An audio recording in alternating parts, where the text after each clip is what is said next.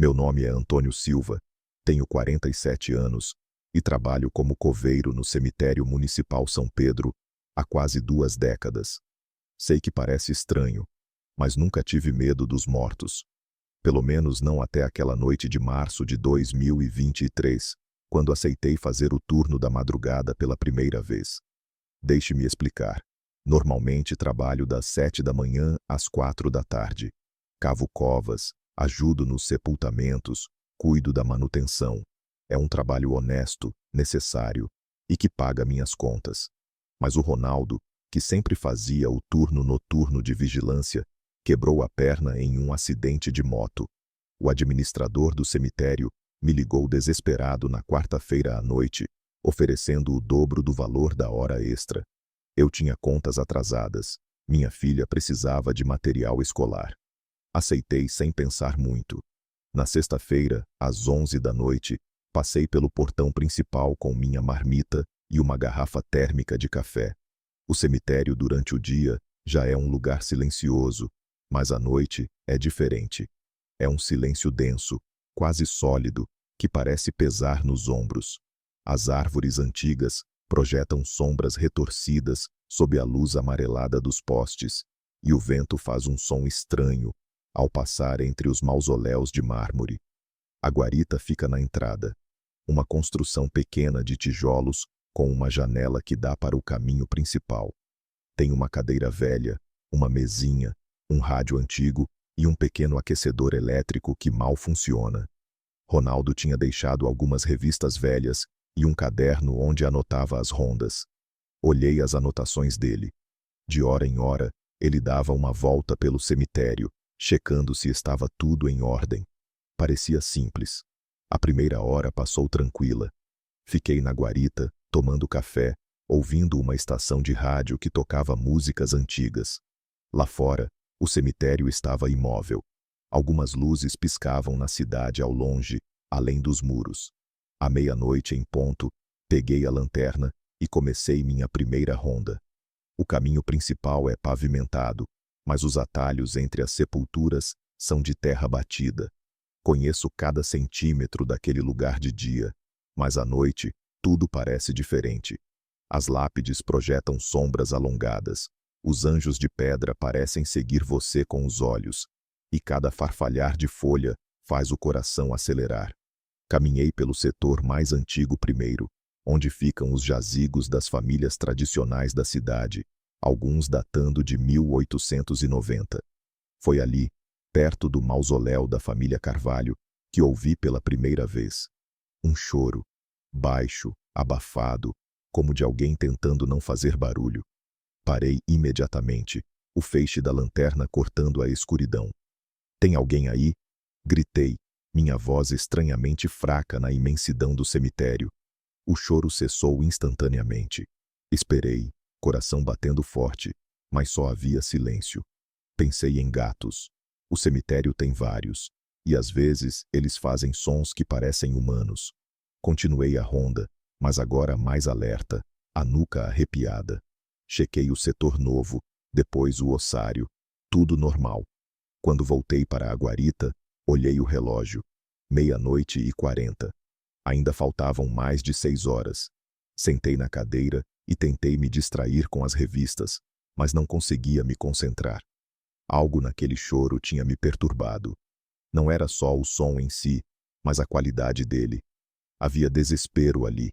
Uma tristeza tão profunda que parecia impregnar o ar. Sacudi a cabeça. Estava sendo idiota. Eram gatos, ou talvez meu cérebro cansado pregando peças. À 1 da manhã, saí para a segunda ronda. Dessa vez, resolvi ir direto ao setor infantil. Sempre foi a parte mais difícil do cemitério para mim. As sepulturas pequenas, os brinquedos deixados pelas mães, as flores sempre frescas. Tenho uma filha de 12 anos, e cada vez que passo por ali, agradeço por ela estar viva e saudável. Estava quase terminando de percorrer o setor, quando a lanterna começou a piscar. Bati nela algumas vezes. Era uma lanterna boa, com pilhas novas que eu mesmo tinha colocado. Ela se estabilizou, mas a luz parecia mais fraca. E então, ouvi novamente. O choro, mas dessa vez mais próximo, mais claro. Era definitivamente uma voz feminina, e vinha da direção do setor onde ficam as sepulturas mais recentes. Meu sangue gelou. Quem está aí? Gritei, agora com mais firmeza. O cemitério está fechado. O choro não parou. Se alguma coisa ficou mais intenso. Comecei a caminhar na direção do som, a lanterna tremendo em minha mão. Passei por 3, 4, 5 fileiras de túmulos, até chegar ao local de onde parecia vir o som. Era uma sepultura recente. A terra ainda estava escura, revirada. Eu mesmo tinha ajudado a cavar aquela cova na quinta-feira. Lembrava perfeitamente. Uma mulher jovem, 28 anos, acidente de carro. O velório tinha sido terrível. O marido soluçava descontroladamente. Havia uma criança pequena que não entendia por que a mãe não acordava. E o choro vinha dali, debaixo da terra. Senti minhas pernas fraquejarem. Isso não era possível. Não podia ser. Mas o som era inconfundível, abafado, como se alguém estivesse chorando com a boca tapada, vindo das profundezas da cova. Meu Deus! Sussurrei. Meu Deus do céu! Histórias passaram pela minha cabeça como um filme. Casos de pessoas enterradas vivas, catalepsia, erros médicos. Será que aquela mulher? Não, impossível. Ela tinha sido velada, examinada, estava morta. Mas e se? Ajoelhei-me ao lado da sepultura, encostei o ouvido na terra úmida. O choro continuava, agora intercalado com o que pareciam ser palavras abafadas. Não conseguia entender, mas havia um padrão, um ritmo desesperado. Minha mão foi até o celular no bolso. Deveria ligar para alguém. A polícia, o administrador, o médico que tinha assinado o atestado de óbito. Mas já podia imaginar a conversa, as risadas, a certeza de que eu estava louco ou bêbado. E se fosse real? Cada segundo contava.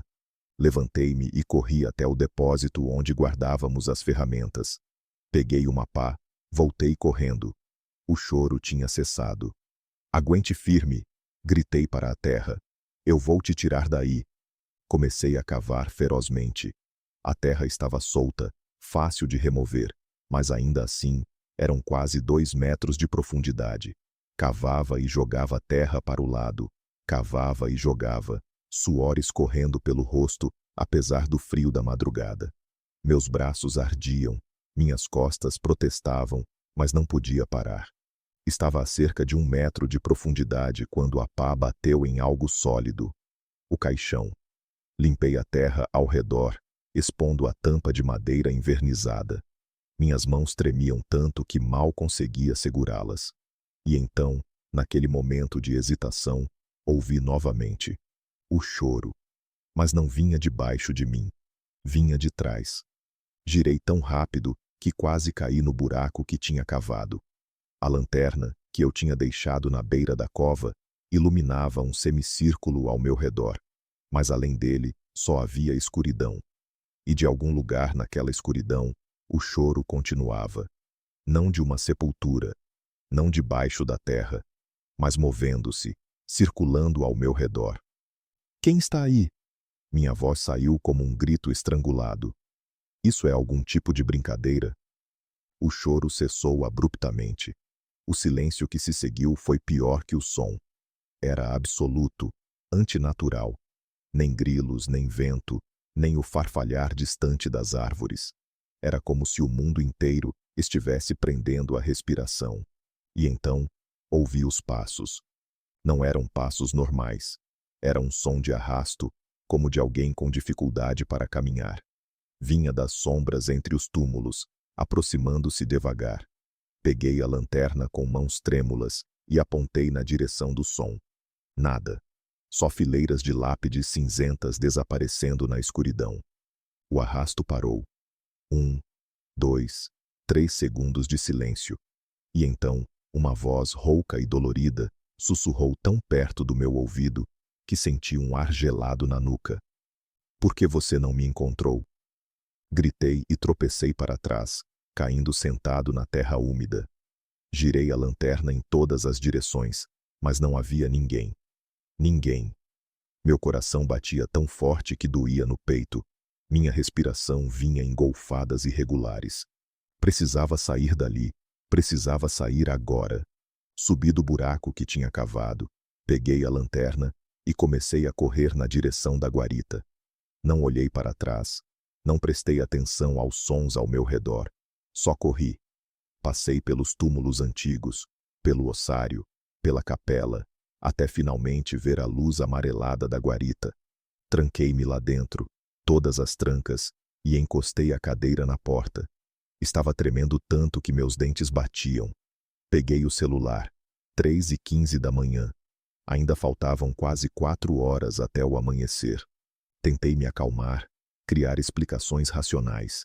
Tinha sido minha imaginação, o cansaço, o ambiente, talvez até algum vândalo ou morador de rua que invadiu o cemitério. Mas aquela voz, tão próxima, tão real, tão cheia de dor. Por que você não me encontrou? O que aquilo significava? Quem não fui encontrado? Por quem? Fiquei na guarita, olhando pela janela, até que as primeiras luzes da manhã começaram a pintar o céu de cinza. Só então me atrevi a sair. Caminhei rapidamente até a sepultura que tinha começado a escavar. À luz do dia, o buraco que eu tinha cavado parecia perturbador. Terra jogada por todos os lados, a pá abandonada, as marcas de meus dedos desesperados na lateral. Comecei a jogar a terra de volta. Levou quase 1 hora para desfazer o que tinha feito na noite anterior. Quando terminei, alisando a superfície como pude, fiquei olhando para a lápide. O nome dela era Laura Mendes de Souza, 1995 a 2023. Amada esposa e mãe, descanse em paz. Às 7 da manhã, o seu João, o outro coveiro, chegou para o turno. Ele notou meu rosto pálido, minha roupa suja de terra. Noite difícil? Perguntou com um meio sorriso. Você já ouviu alguma coisa estranha aqui à noite?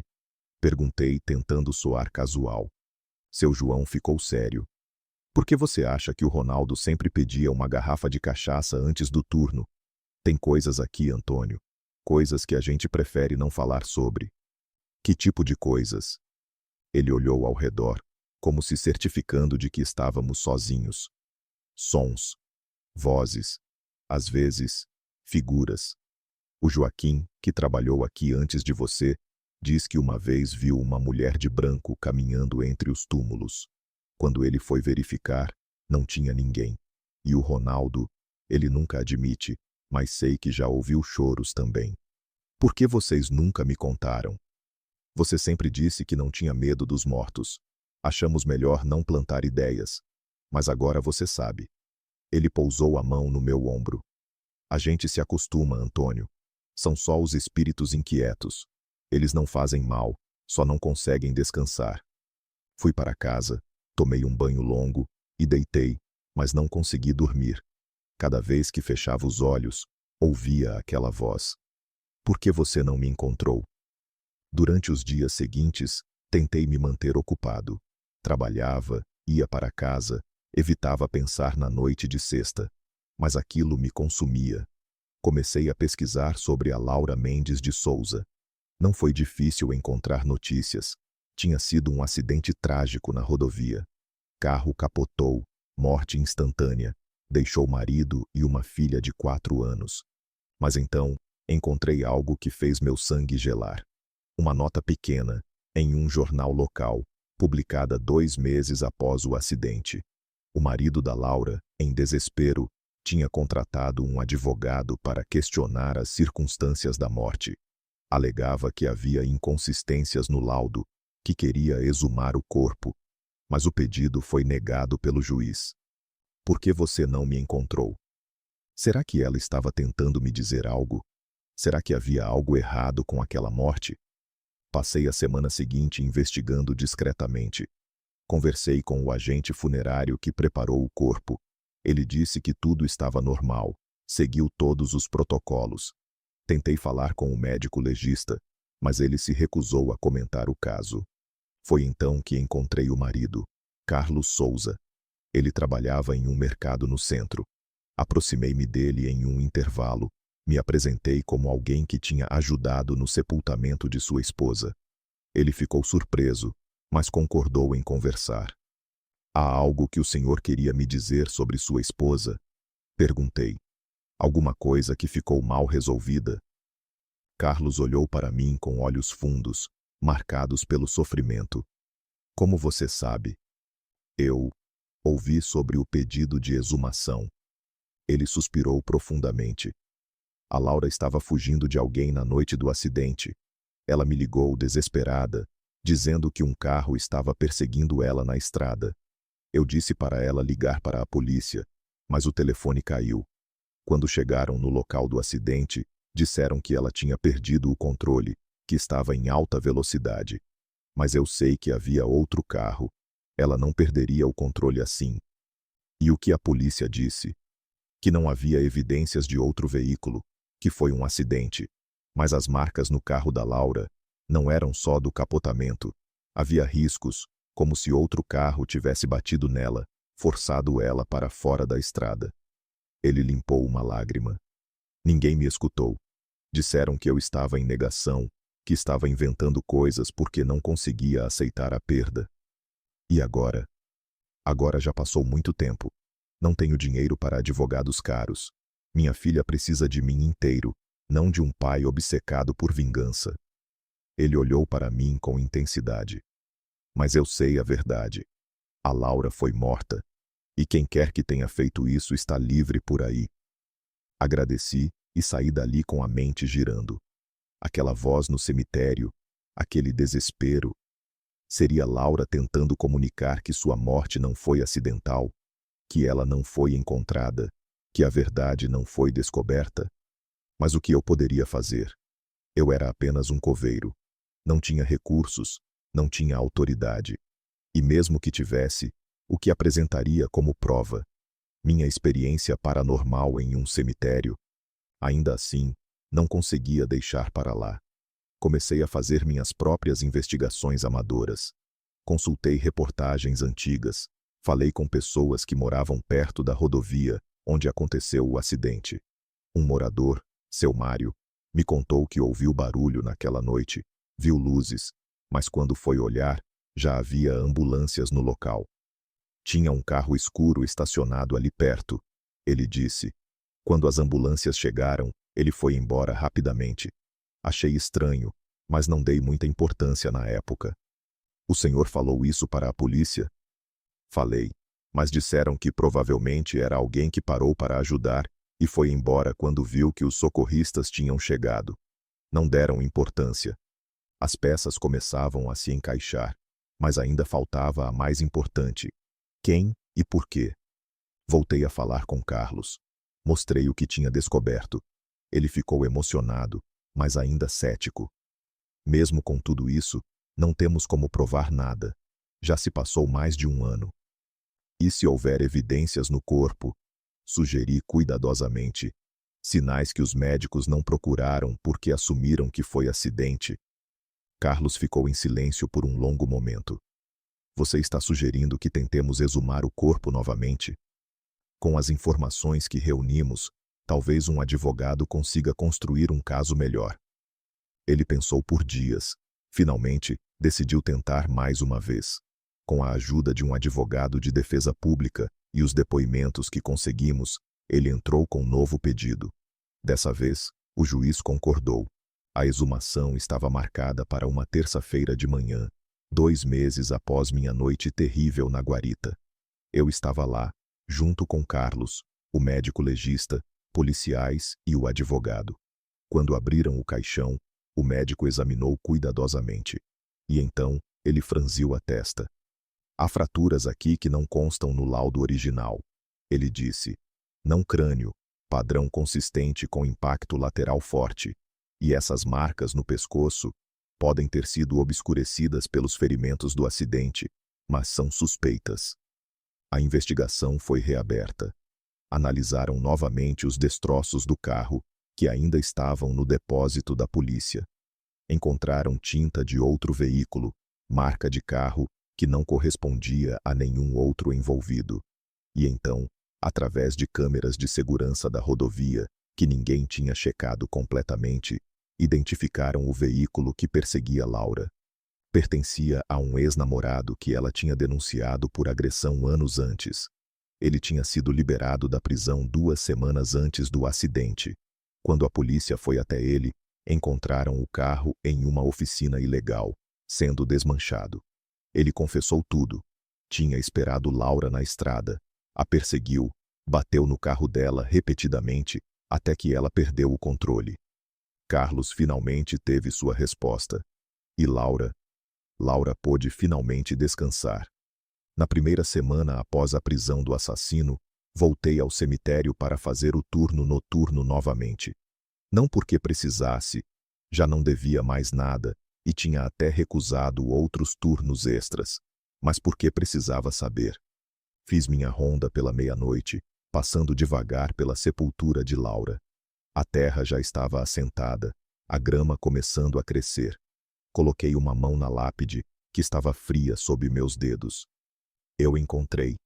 Sussurrei. Ele foi preso. Você pode descansar agora. O cemitério estava silencioso, mas era um silêncio diferente, suave, pacífico, como deve ser. Não havia mais aquele peso no ar, aquela sensação de inquietação. E pela primeira vez desde aquela noite terrível, consegui terminar minha ronda sem sobressaltos, sem sons inexplicáveis, sem sussurros nas sombras. Quando voltei para a guarita e me sentei com meu café, percebi que havia uma sensação de alívio, quase de gratidão, flutuando no ar noturno. Era como se o cemitério inteiro tivesse exalado um suspiro de paz. Trabalho aqui há quase 20 anos agora. Já vi muitas coisas, já ouvi histórias que fazem os cabelos ficarem em pé. Mas aquela noite me ensinou algo importante. Os mortos não assustam. O que assusta é a injustiça não resolvida. É a verdade enterrada junto com os corpos. É o desespero de quem parte sem que sua história seja ouvida. Hoje, quando faço turnos noturnos, e faço alguns de vez em quando, caminho pelo cemitério com respeito, não com medo. Porque aprendi que aqueles que jazem aqui não querem nos aterrorizar.